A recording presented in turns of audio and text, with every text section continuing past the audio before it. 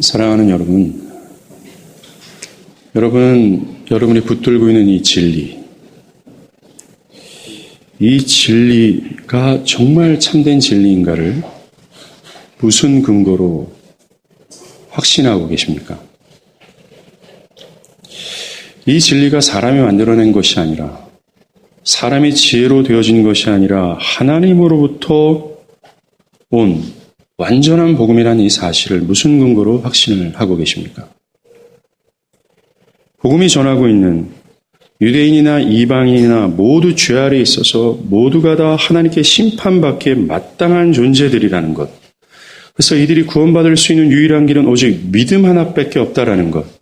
그 믿음 외에 무엇인가를 더할 필요가 없이 오직 믿음이라는 이 사실, 이 진리가 말하는 이 사실, 이것을 어떻게 확신하고 계십니까? 나 자신이 죽을 죄인이라는 사실을 자각해서 죄의 심판 앞에서 두려워하고 이제까지 나의 삶의 모든 총체적인 것을 다 후회하며 오직 예수만을 믿는 믿음으로 구원을 받을 수 있다는 이 진리, 어떻게 믿을 수 있습니까? 무슨 근거로 이것이 참된 진리라고 우리는 말할 수 있겠습니까?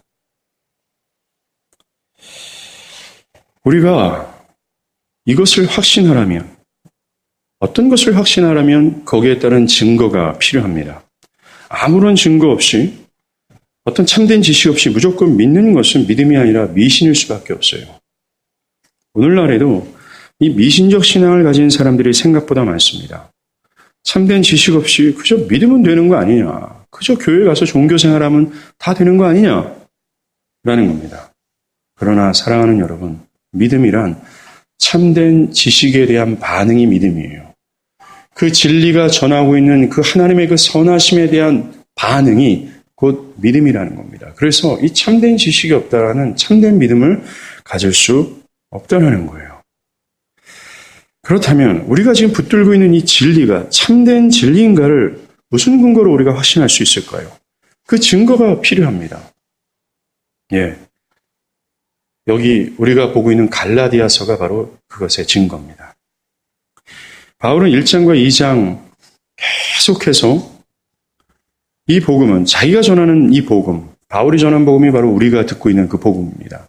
바울이 전한 복음은 사람으로 말미암아 된 것이 아니요 사람의 지혜로 고안해낸 것이 아니라 그리스도의 계시로 말미암아 내가 받은 복음이다라는 얘기입니다. 즉 하나님께서 거침없이 자신의 은혜와 사랑을 그 계시, 바울에게 드러냈다라는 거예요. 그 계시를 통해서 바울은 이것이 누가 여기 더할 필요도 없고 누구에게 배울 필요도 없는 완전한 복음을 하나님으로부터 받았다라는 것을 사실적 역사를 가지고 우리에게 증거하고 있는 겁니다. 무엇보다 이것이 정말 하나님의 계시였다라는 증거를 바울 자신은 자신의 간증을 통해서 증명했죠. 정말 이 계시를 수납할 수 없었던 그런 바울이었습니다.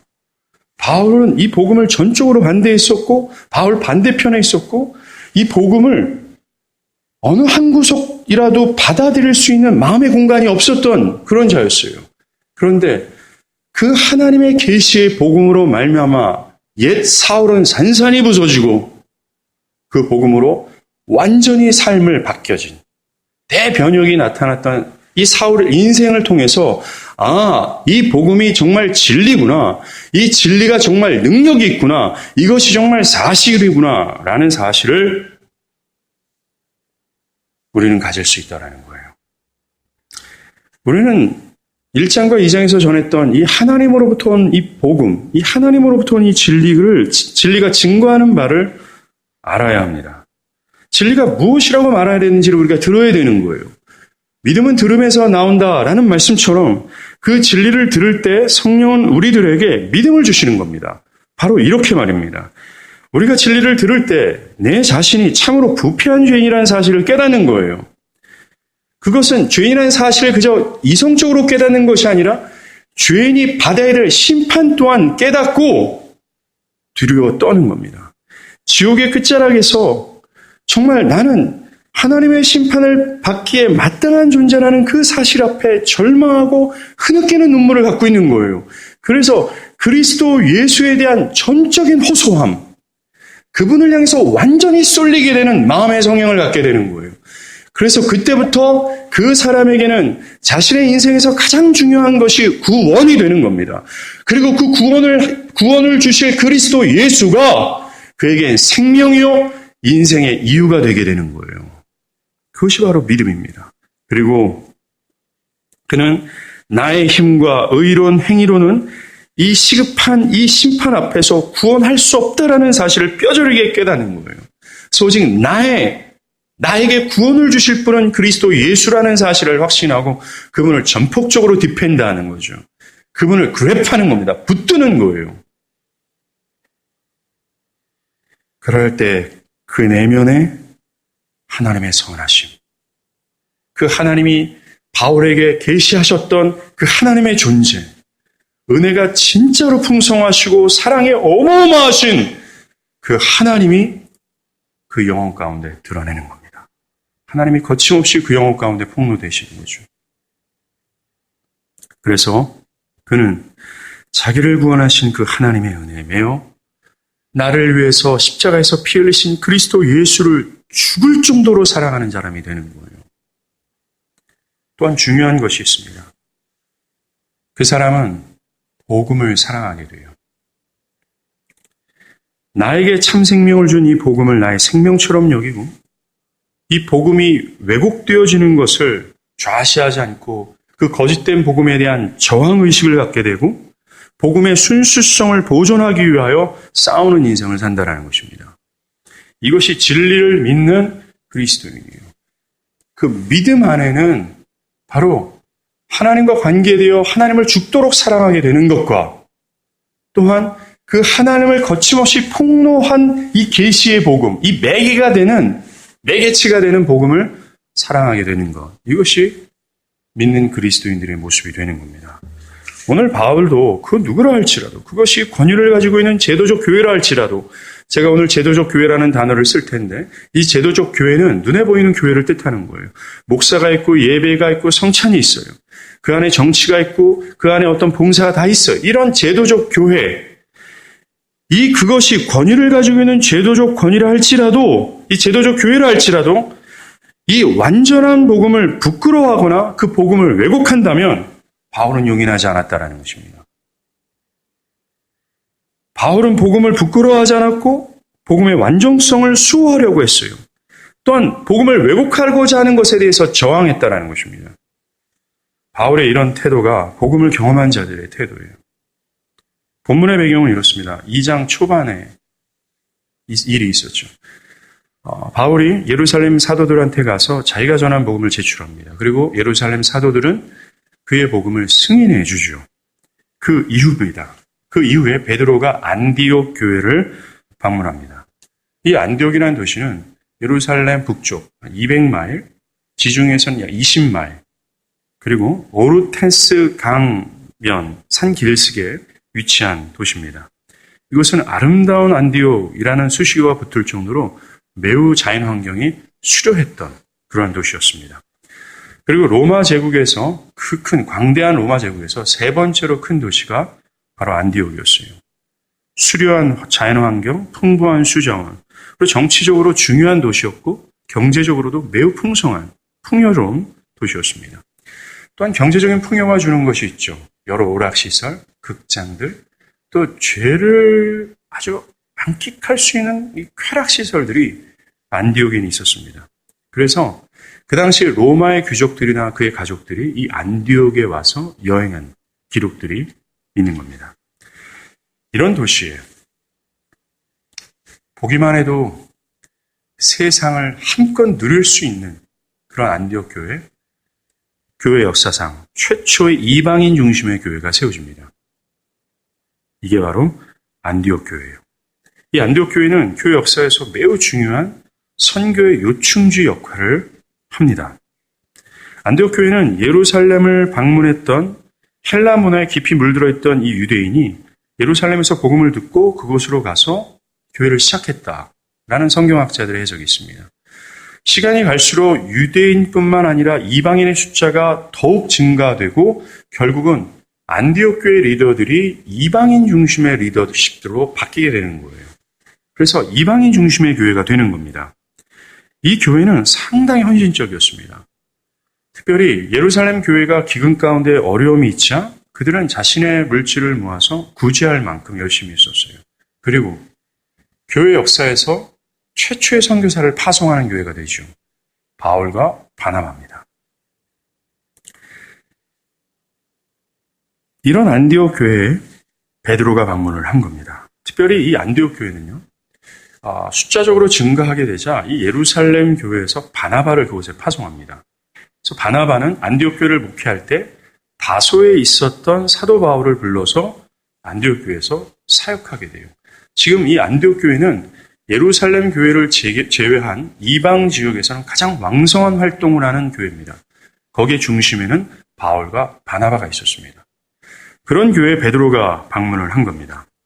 베드로는 이방인 리더들이 중심이 되어 있는 이 안디옥 교회 교인들과 식사를 한 거예요. 이 식사를 했다라는 게 별거 아닌 것 같지만 그 당시 유대법에 물들어 있던 유대인들의 관점으로는 이게 놀라운 일입니다. 본래 유대인들은 이방인들과 함께 식사하면 안 돼요. 방도 같이 쓰면 안 됩니다. 철저히 그들과 구별했어야 돼요. 그 이방인들을 불결한 존재로 여기고 또 이 유대인으로서의 어떤 권위의식을 가져야 되는 것입니다. 그런데 베드로는 이런 유대인의 금기를 다 무시하는 거 봅니다.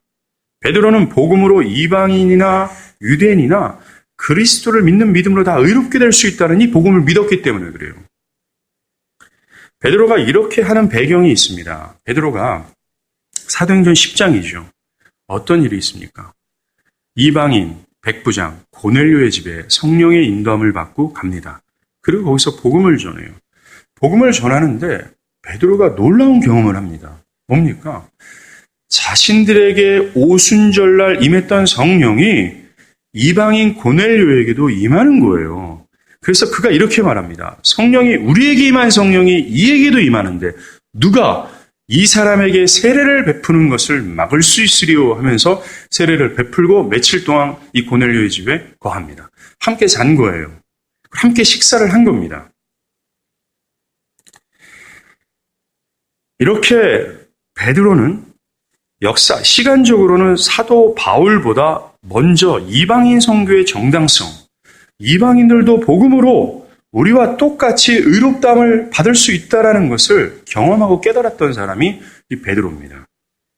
그는 안디옥 교회에 왔을 때 하나님께서 이방인과 유대인들 간의 장벽을 허무셨다는 것을 확신했고 그리스도 안에서 이방인이나 유대인이나 믿음으로 그리스도 안에서 한 몸이 될 수 있다는 것을 믿고 있었어요. 이 베드로는 유대주의자들이 이렇게 말했잖아요. 아무리 예수를 믿어도 믿음 외에 율법을 행하고 할례를 더해야 그리고 유대인처럼 살아야 구원을 받을 수 있다. 라고 하는 이 유대주의자들과 반대편에 섰던 것이 베드로입니다. 그런데 갑자기 베드로의 이런 모습이 돌변합니다. 왜 그렇습니까? 야고보에게서 온 어떤 이들, 그들이 들이닥치자 베드로는 이방인과의 식사를 중단하고 점진적으로 시간이 갈수록 이방인들을 멀리하기 시작하는 거예요. 야고보에게서 온 자들이란 바로 야고보 장로가 파송한 자들이 아닙니다. 이 예루살렘 교회의 유대인 그리스도인들이에요. 특별히 그들 중에서도 율법의 열성분자들입니다. 이들은 굉장히 과격했고 굉장히 헌신적이었고 굉장히 열심히 했었어요.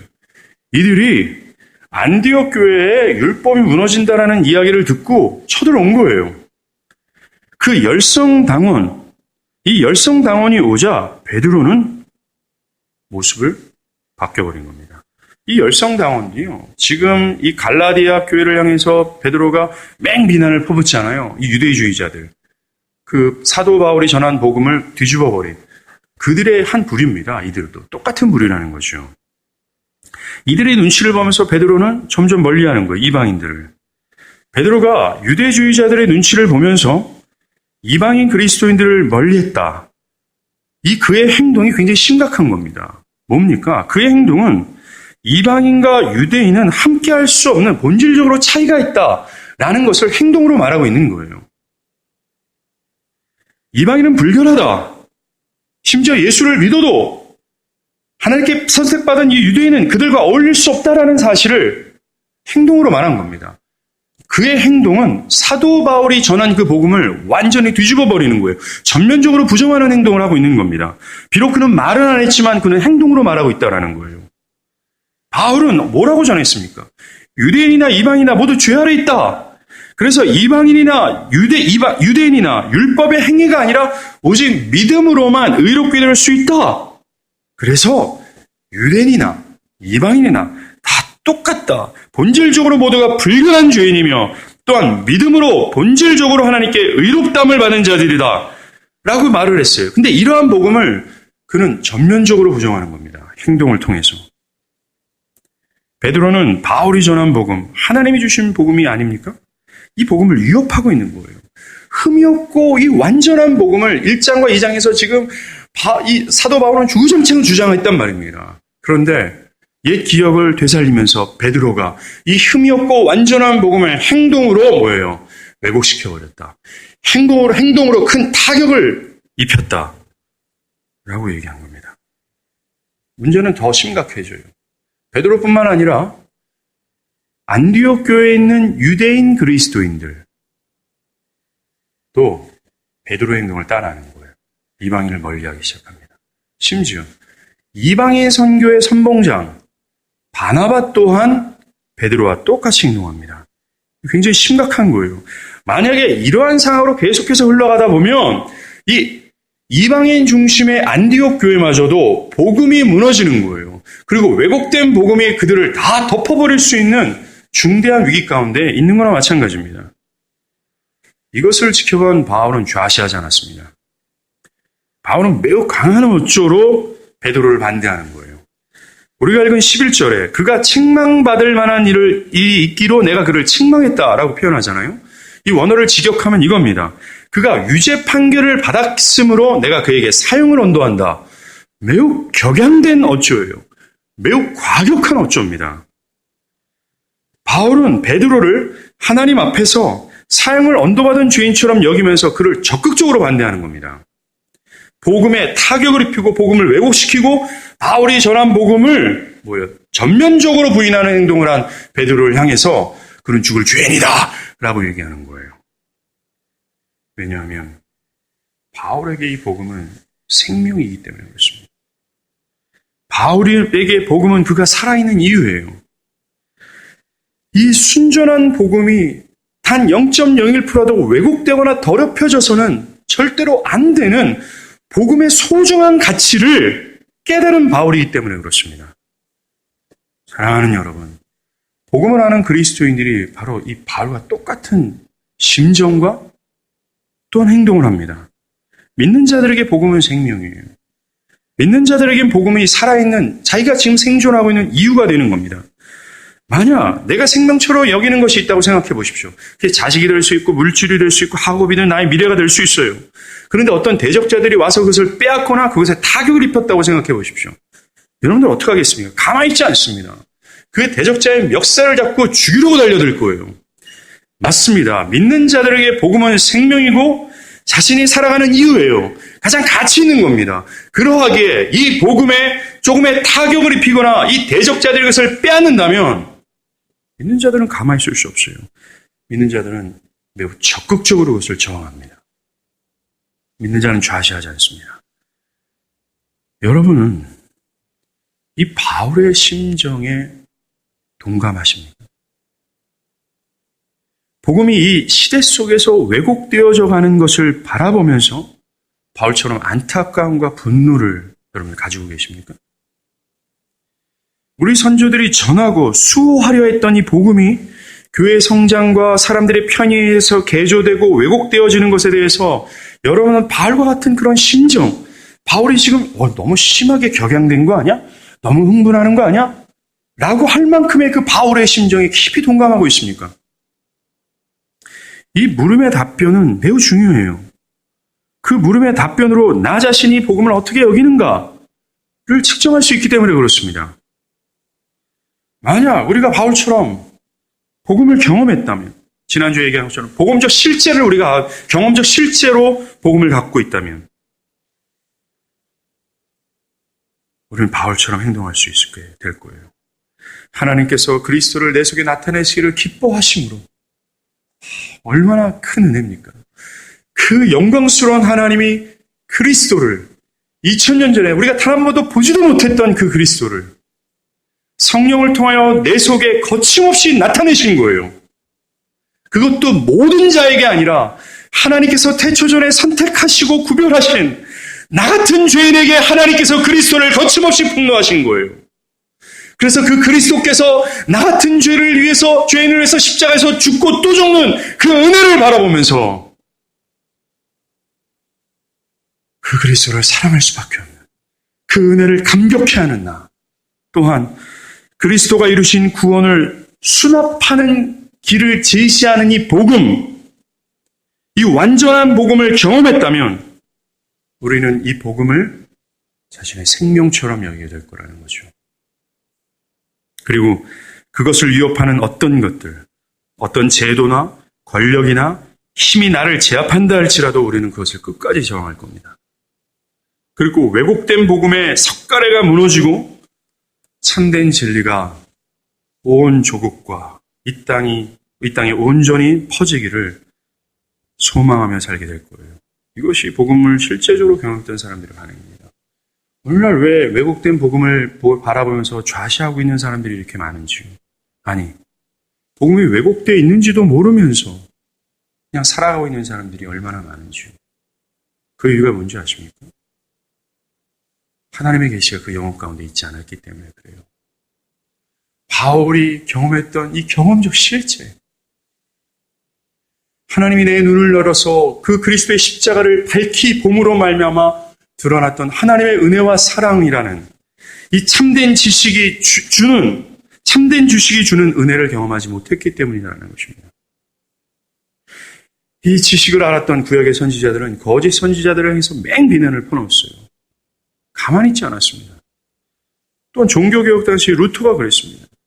캐톨릭 패습으로 말미암아 복음이 왜곡되어졌을 때 그는 가만히 있지 않았어요. 그는 일어났고 그는 끝까지 저항했고 정하기 위해서 자신의 생명을 내던졌다는 것입니다. 그 외에도 17, 18, 19세기, 20세기까지 지금까지도 이 복음을 경험적 실제로 가지고 있는 그리스도인들은 이 왜곡된 진리에 대해서 끊임없이 저항했어요.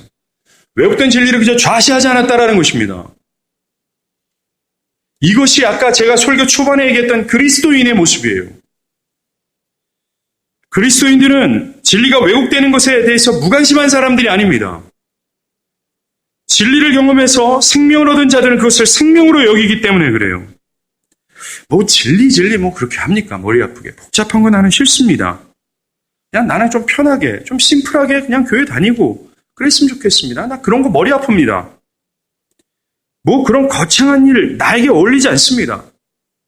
먹고 살기 바쁜데 그저 나와 우리 가족이 교회를 다니고 구원을 받으면 그만입니다. 라고 말하면 안 돼요. 이거 그리스도인이 아닙니다, 이거. 복음을 생명처럼 여겨질 수밖에 없는 경험적 실제를 가지고 있는 그 사람은 이렇게 말할 수 없어요. 그렇게 말하는 분들에게 묻겠습니다. 만약 여러분이 믿고 있는 그 실오라기 같은 아주 얄팍한 그 진리가 만약 진리가 아니라면 여러분은 어떻게 하시겠습니까?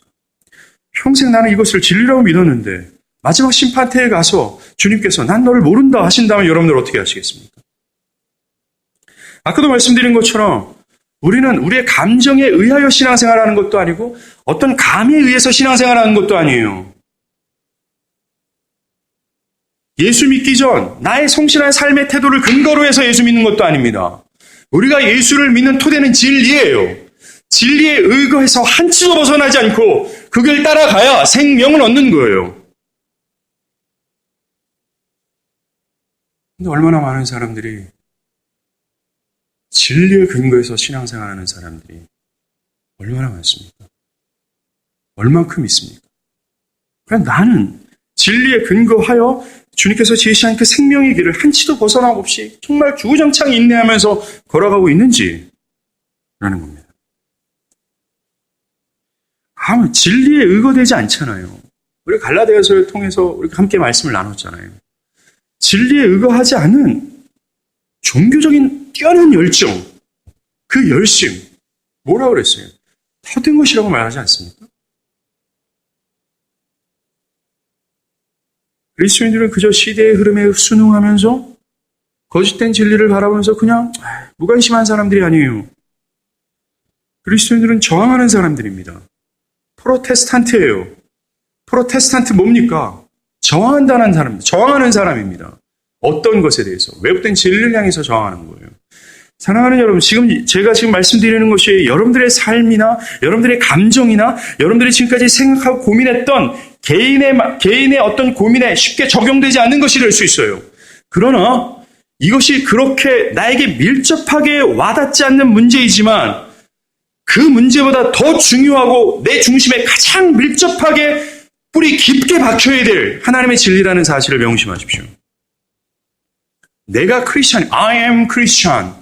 내가 크리스찬이라는 것을 어떻게 증명할 겁니까?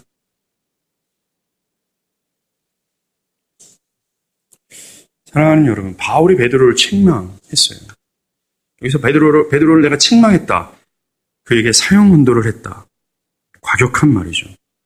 여러분, 이 헬라어 원문을 읽고 있는 지금 이 편지를 받아보는 갈라디아 교회 교인들, 거기에 들어와 있는 갈라디아 교회 그 유대주의자들의 얼굴 표정을 한번 상상해 보십시오. 깜짝 놀랐겠습니다. 어떻게 바울이 베드로를 이렇게 책망할 수 있어? 그가 어떻게 베드로를 죄인 취급할 수 있어? 라는 거예요. 왜 그렇습니까? 그 당시에 베드로는 제도적 교회의 최고의 권력자였어요. 최고의 권위자였기 때문에 그렇습니다. 베드로가 진리처럼 여겼던 시절이 바로 이때였어요. 그런데 바울은 제도적 교회의 아주 큰 권위 앞에서도 그가 복음을 왜곡했다면 거침없이 그를 비난했습니다. 복음은 제도적 교회, 눈에 보이는 모든 교회, 그 제도적 교회가 아무리 힘있고 사람들이 많고 매우 활동적이고 사회봉사가 뛰어나다 할지라도 그 권위가 하늘을 찌른다 할지라도 만약 복음을 따르지 않는다면 비판받기에 합당하다라는 것입니다. 바울은 그랬습니다. 바울은 용인하지 않았습니다. 뒤로 몰래 와서 베드로 잘 좀 생각해봐 하면서 평화주의자의 모습으로 왜곡된 진리를 바로 하지 않았습니다. 오늘 본문에 보면 그를 대면했다 그래요. 많은 사람들 앞에서 그 얼굴을 직접 보며 그를 사형언도를 한 그런 모습을 볼 수 있습니다. 베드로를 생각해 보겠습니다. 베드로는 복음에 대한 신념이 있었어요. 아까 제가 말씀드린 것처럼. 그러나 그는 유대주의자들의 보이지 않는 압력을 받자 자신의 신념을 주장하지 못하고 옳지 않은 행동을 했습니다. 복음을 부인하는 행동을 한 거죠. 성경학자들은 아마도 베드로가 이런 생각을 했을 거다. 즉, 이 유대주의자들이 안디옥에서 이방인과 식사하는 베드로의 모습을 보고 예루살렘 교회에 보고를 할 경우에 선교 사역에 어떤 문제가 발생될까 봐 베드로는 일부러 피했을 것이다. 두 번째, 유대주의자들과 불필요한 싸움을 피하고 그들과 평화롭게 일들을 해결하고자 그는 이방인을 피했다. 라고 얘기합니다. 충분히 그럴 수 있습니다. 그러나 문제는 더 깊은 곳에 있어요. 우리는 왜 베드로가 그런 행동을 했는가? 그 저변의 동기가 무엇인가를 생각할 필요가 있습니다. 베드로는 유대인으로서 이미 유대인이 금기하고 있는 이방인과 식사를 했어요. 이방인처럼 살았던 겁니다. 베드로는 유대인이지만 이방인처럼 살았어요. 그런데 이방인 그리스도인들보다 더 권위가 있고 힘이 있었던 유대인 그리스도인들이 왔습니다. 더 권위가 있고 더 힘 있는 그런 자들 앞에, 그런 압력 앞에서 자신의 일신의 안녕을 위해 베드로의 유대인적 우월의식이 살아난 겁니다. 큰 외부의 압력이 그를 확 짓누르자 자신의 살 길을 취하고자 원래 가지고 있었던 유대인적 우월의식이 되살아난 거예요. 자신의 권리를 주장했던 겁니다. 베드로의 저변에 깔려있던 의식이 위기 앞에서 드러난 거예요. 마치 목에 칼을 두고 너 예수를 믿으면 너 죽는다? 라고 할 때 나 예수 안 믿어요. 나 예수 모릅니다. 라고 말하는 것과 똑같아요. 나의 유익을 위해서 나의 권리를 주장하는 겁니다. 우리가 순교가 뭔지 아십니까? 내 권리 포기가 바로 순교예요. 내 자아 포기가 순교라는 것입니다. 그러나 우리가 우리의 권리를 베드로처럼 주장한다면 복음에 타격을 입힐 수밖에 없어요. 내가 믿고 확신하는 이 복음. 그리고 나의 행동은 뭡니까? 복음을 전면적으로 부정하는 행동을 하게 되는 것입니다. 바울은 이렇게 여전히 자기 권리를 주장하는 베드로를 책망하고 있는 거예요. 15절과 16절 우리가 읽지는 않았지만 우리도 그리스도 예수를 믿나니 이는 율법이 아니라 믿음으로 의롭다함을 얻으려 함이 아니냐라고 베드로에게 반문하는 거예요. 뭡니까? 우리도 선택받은 유대인들도 스스로 그들이 그렇게 생각하잖아요. 정결하다고 생각하는 우리도 이방인처럼 똑같이 죄 아래 있기에 우리도 그들과 똑같이 예수를 믿음으로 의롭다함을 받을 수 있다. 즉 이방인이나 우리나 하나님 앞에서 모두가 죄인이고 불결한 자다 이놈아. 근데 왜 그것을 잊었느냐라고 하면서 베드로를 책망하는 거예요. 바울은 베드로 안에서 이 꿈틀거리는 옛 우월의식, 자기 권리를 주장하는 것, 자기 유익 추구하는 옛 자아를 향해서 내가 너를 책망했다. 내가 베드로를 책망했다. 지금 내가 그를 사형 선고로 언도했다. 라고 얘기하는 거예요. 박살을 냈다는 겁니다. 이것이 진리가 믿는 자들에게 끊임없이 역사하는 겁니다. 이 진리는 끊임없이 믿는 자들에게 역사하는 옛 자아들, 자기 유익을 위해서는 언제든지 자기 권리를 주장하는 옛 자아를 향해서 사형을 언도하는 겁니다. 마치 바울이 나는 날마다 죽는다라고 얘기하잖아요. 진리 앞에서. 진리는 우리를 끝까지 쫓아가요. 죽는 그 순간까지 쫓아다니면서 내 안에 역사하는 옛 자아, 내 교만함, 나를 드러내는 것, 내 감정대로 살아가는 것, 내 기분대로 살아가는 것, 내 고집, 내 옛 가치관, 내 저변에 깔려있는 그 요소 하나하나까지 다 집어내서 사형 언도를 하는 겁니다. 베드로의 모습에서 우리의 모습이 보이는 거예요. 우리도 회심을 하고 복음에 대한 신념을 가지고 있습니다.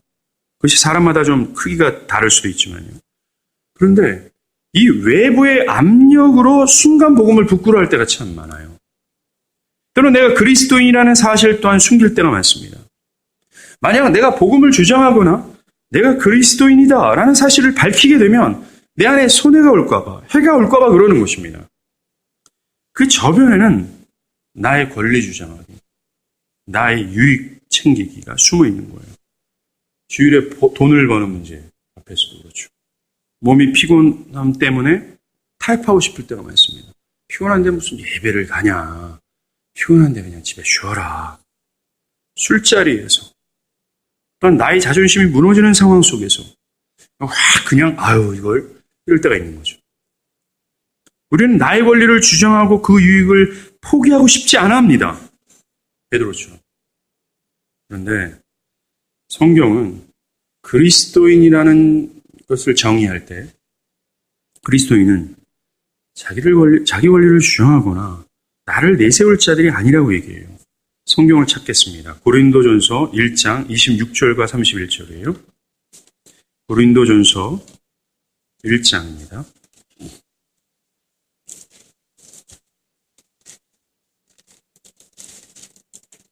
고린도전서 1장 26절에서 31절입니다. 제가 읽겠습니다. 눈으로 한번 보세요. 형제들아, 너희를 부르심을 보라. 육체를 따라 지혜로운 자가 많지 아니하며 능한 자가 많지 아니하며 문벌 좋은 자가 많지 아니하도다. 지금 사도 바울이 고린도 교회를 향해서 얘기하는 겁니다. 고린도 교회 안에는요, 지금 바울이 말하는 것처럼 지혜로운 자가 많지 않고 문벌 좋은 자가 많지 않은 게 아니에요. 스스로 지혜로웠던 사람들이 많았고 잘 나가는 사람들이 있었습니다. 근데 바울은 그들을 향해서 많지 않다라고 얘기해요. 그러면서 27절, 그러나 하나님께서 세상에 미련한 것들을 택하사 지혜 있는 자들을 부끄럽게 하려 하시고 세상에 약한 것들을 택하사 강한 것들을 부끄럽게 하려 하시며 하나님께서 세상에 천한 것들과 멸시받는 것들과 없는 것들을 택하사 있는 것을 폐하려 하시나니 이는 아무 육체도 하나님 앞에서 자기 자랑하지 못하게 하려 하십니다. 너희는 하나님으로부터 나서 그리스도 예수 안에 있고 예수는 하나님으로부터 나와서 우리에게 지혜와 의로움과 거룩함과 구원함이 되셨으니 기록된 바 자랑하는 자는 주 안에서 자랑을 함과 같게 하려 함이라. 사랑하는 여러분, 지금 사도 바울이 고린도 교회 교인들에게 니네들의 정체성이 뭔지 아냐 하면서 말하고 있는 거예요. 그들은 나름대로 문벌 좋은 사람이라고 생각을 했습니다. 지혜롭다고 하는 사람들이라고, 지혜로운 사람이라고 생각을 했어요. 그런데 바울은 니네들 중에 지혜로운 자가 하나도 없다. 하나님은 미련한 너희들을 택했고 지혜 없는 너희들을 택했고 또한 천한 너희들을 택했고 멸시받는 너희들을 택했다라고 얘기해요. 이게 무슨 말입니까? 이게 맞지 않아요.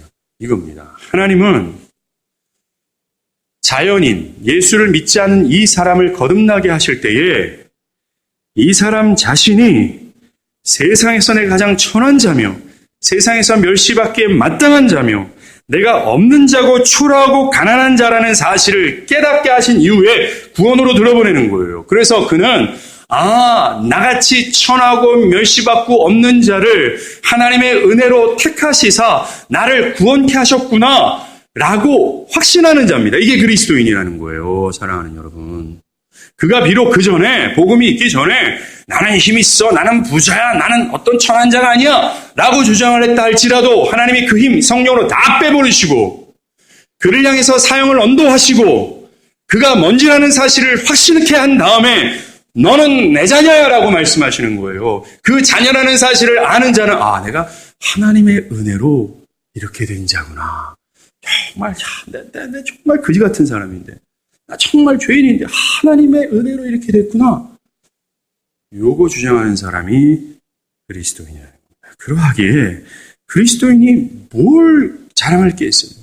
뭘 자기 권리를 주장할 수 있겠어요? 그런 전면적으로 자기를 부정하는 사람입니다. 그리고 그에게 자랑이 있다면 30절 후반부터죠.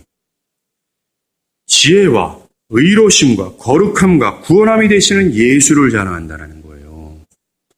즉 예수가 구원과 동시에 우리는 나 지혜 없다라고 했잖아요. 근데 예수가 지혜가 되는 거예요, 그 사람이. 그리고 구원과 동시에 나 의로운 자가 아니라 멸시받을 자라고 생각했잖아요. 그런데 예수가 의가 되는 겁니다. 그리고 나는 거룩함이 하나 없었는데 예수가 나의 거룩함이고 나의 구원이 되는 거예요. 요 예수를 자랑하는 거예요. 그래서 그리스도인들은 나를 자랑하는 것이 아니라, 즉 나를 주장하는 것이 아니라 예수를 주장하고 예수 자랑하는 거예요. 그 전보다 더 우월한 의, 그 전보다 더 뛰어난 지혜, 그 전보다 더 뛰어난 완전한 구원 되신 예수가 나의 것이다 라고 하면서 그분 한 분만을 자랑하는 거란 말입니다. 사랑하는 여러분, 이렇게 그리스도인들이 나를 전면적으로 부정할 때 뭐가 나타나냐면 그리스도의 영광이 드러나는 거예요. 베드로가 자기를 주장할 때 복음에 타격을 입혔잖아요. 반대로 우리가 나를 부인하게 되면 그리스도가 영화롭게 된다는 겁니다. 복음을 부끄러워하지 마십시오.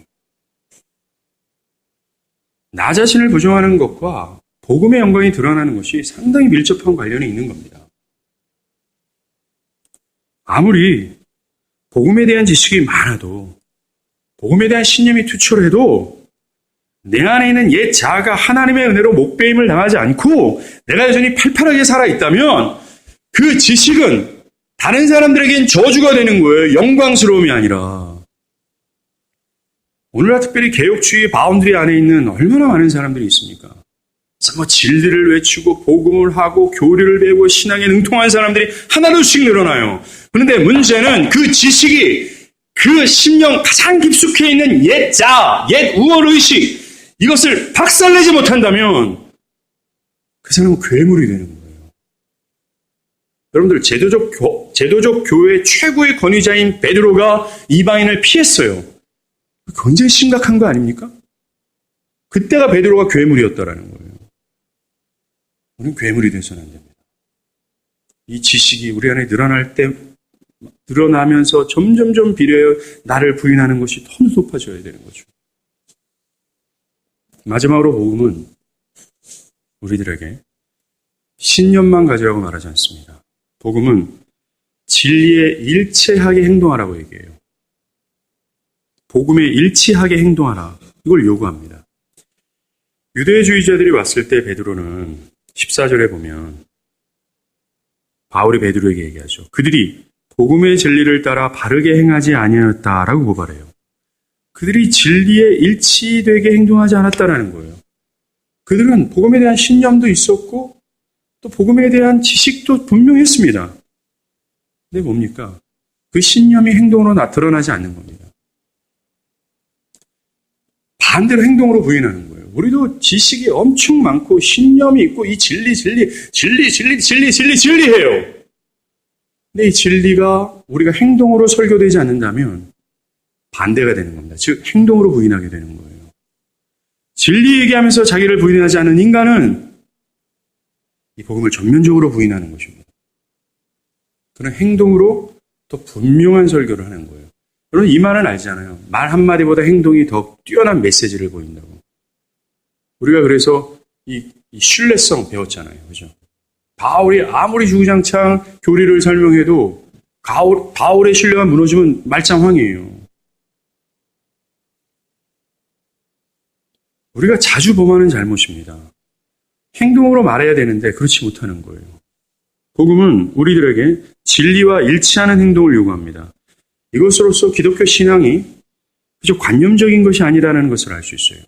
그냥 생각에만 머물고 있고 지식으로만 담고 있는 것이 아니라는 것을 우리가 볼 수 있어요. 기독교 신앙은 매우 실제적인 겁니다. 우리 안에 은혜가 담겨지면 이 은혜는 실제로 나타나는 거예요.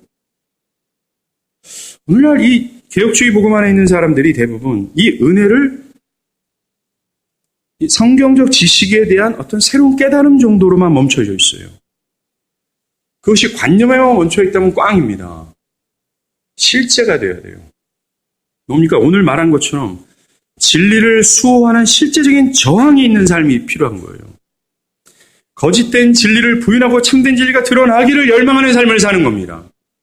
그거의 일환으로 나의 삶에 뭐예요? 따라다니는 부인이 있는 거예요. 작은 소자 앞에서도 자기를 낮추고 사랑하고 매 순간 자기를 권리를 포기하는 행동이라 하는 거예요. 사랑하고 또 사랑합니다. 지난주에 얘기했죠. 죽도록 사랑하는 겁니다. 복음, 니꼴 연합, 사랑이에요. 복음 반대, 나뉨과 미움과 다툼이에요. 또한 세상의 어떤 압력 앞에서도 바르게 행동하는 겁니다. 수많은 선택상 앞에서도 하나님의 뜻을 올바르게 분별하고 그 뜻을 따라가는 거죠. 또 중요한 것이 있습니다. 우리가 비록 이렇게 행동으로 설교해야 된다는 사실을 우리가 알지만 우리가 살아가면서 실패하는 경우가 성공하는 때보다 더 많아요. 사실 이렇게 돌아보면 실패투성입니다. 비록 내 안의 신념대로 살아가고 이 복음대로 우리가 살아가고 싶지만 복음의 바운드에서 정말 조금도 벗어나지 않기를 위해서 힘쓰고 힘쓰지만 사랑하고 자기를 부인하고 또 부인하고 싶지만 실제는 실패입니다. 그런데 문제는 중요한 것은 실패하더라도 끝까지 포기하지 않고 반복해서 그 길을 걷는 거예요. 날마다 하나님 내가 실패했습니다라는 애통함을 하나님께 부르짖고 성령의 도우심으로 그 길을 가고자 하는 겁니다. 그리스도인들은 진리를 행동으로 말하는 사람입니다. 아마 이것이 옛 신앙인들과 큰 차이가 나는 것이될 거예요. 그들은 복음의 능력에 사로잡혔고 복음을 삶으로 설교했습니다. 그러나 오늘날 그리스도인들은 생각 속에서 진리와 일치하는 행동, 그게 굳이 그렇게 필요한가? 예수를 내가 믿는다 말했고 그러면 내가 구원이 보장되어 있는데 교회를 다니고 있어. 그건 충분하지 않는가? 라는 의식이 잠재되어 있어요. 아닙니다. 구원 없어요. 참된 구원은 행동으로 드러날 때야 비로소 참된 구원입니다. 제가 말씀드렸죠. 정답을 말하는 행동을 완벽하게 하라는 얘기가 아니라 결국 실패해요. 그러나 실패해도 반복적으로 멈추지 않고 평생을 합니다. 그러면 우리가 알게 모르게 변화되는 거예요. 알게 모르게 인격이 성숙해지고 우리의 마음의 성화가 이루어지고 말의 성화가 되어지고 내 표정과 행동과 신앙의 방침들이 변화가 되고 자라나게 되는 거죠. 우리는 이 복음의 요구, 진리와 일치하게 행동하라는 이것과 씨름해야 됩니다. 씨름하고 또 씨름해요. 마귀는 참소하거든요. 너 안 하잖아. 사람들의 입술을 통해서 너 안 하잖아. 라고 해서 자꾸 포기하게 해요. 멈추지 마십시오. 그들에게 그렇게 얘기하십시오.